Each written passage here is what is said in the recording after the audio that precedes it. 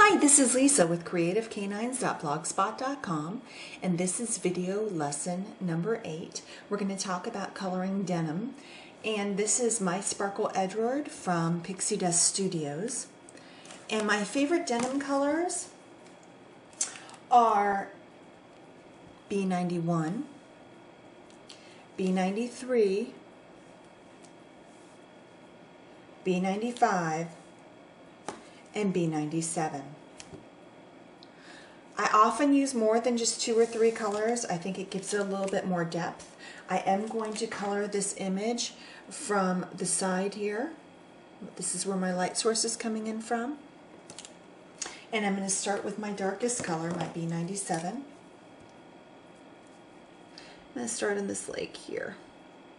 And pay particular attention to adding the dark where these wrinkles are in the jeans, and those are similar to pleats. Also, there's going to be dark here where the shadow is thrown from his coat.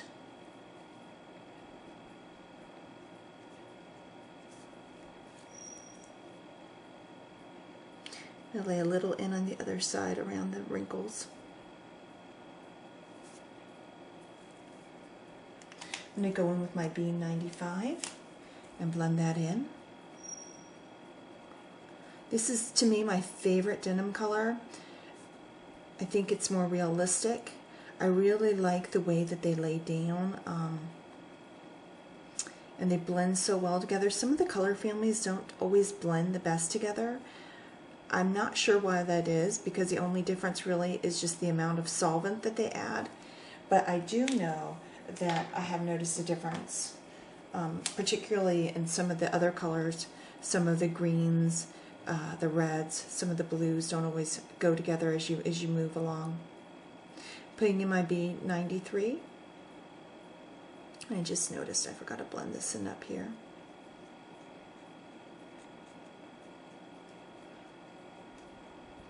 So again, I'm kind of blending into it using that modified feather stroke.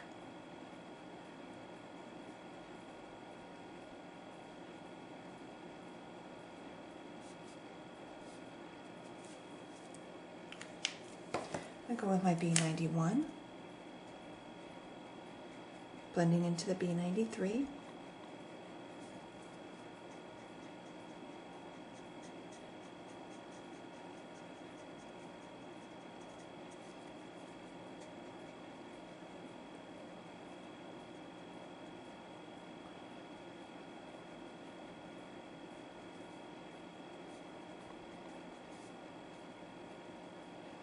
I'm going to use a technique here to make my highlights stronger, which I call fade to white, where I will use my colorless blender and use the tip-to-tip method with my lightest color.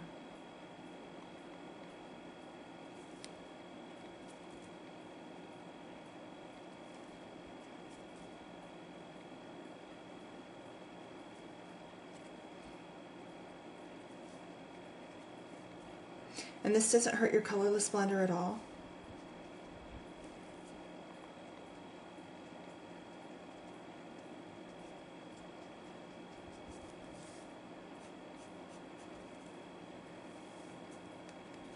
Just going to clean off the tip of that over there. Let me go really lightly.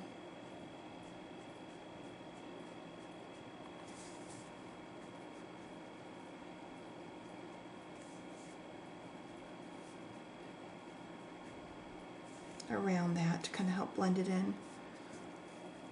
I want Edward's jeans to look a little bit more worn. Though I'd be much more excited if this was a Jacob than an Edward. Once again, kind of go over with my colorless blender to maintain that highlight.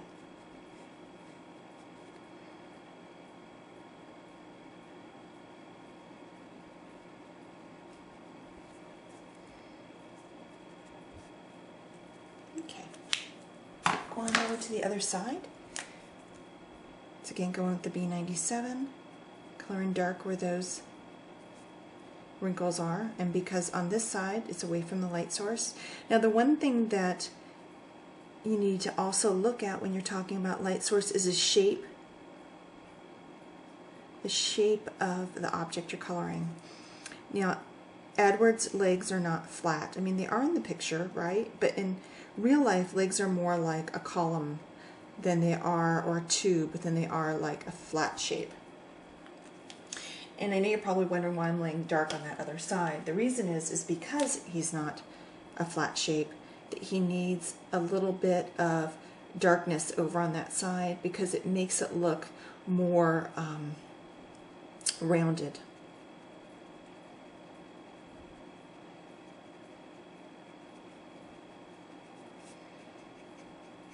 And because there's so much to learn with Copics, I mean, there's just tons and tons of stuff to learn. I'm trying to give you little pieces at a time. The B93 went from B97, B95. I'm going to blend that in.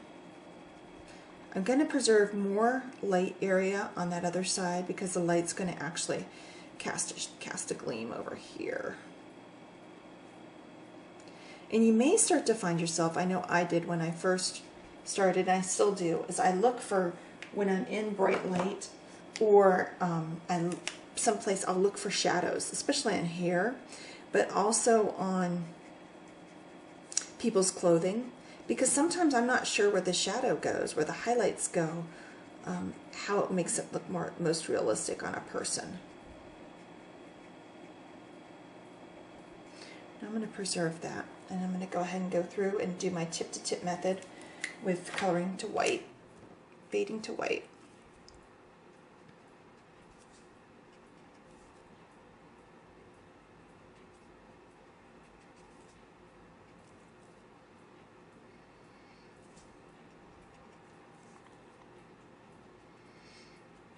And the neat things about these markers is that you can do all these different techniques with them without ruining the tips of them.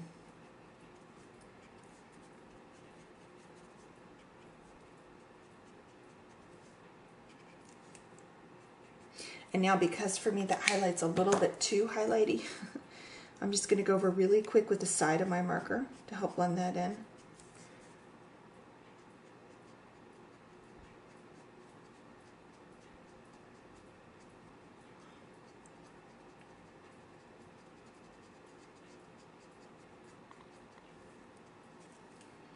And now once again, I'm going to do the same thing I did before. I'm going to kind of go over this area here. I'm going to blend it to white.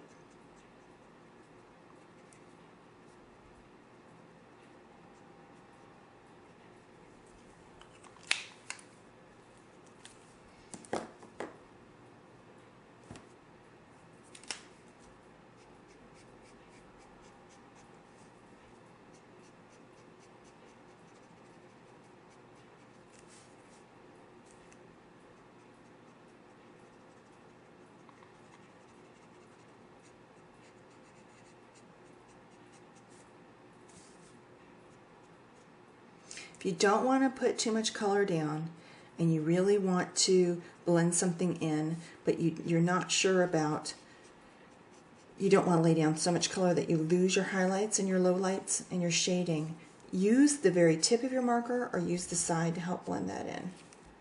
And that's all I'm doing with Edward's pants here. Okay, that's how to color denim. Good luck with the challenge this week, and I'll see you again next week.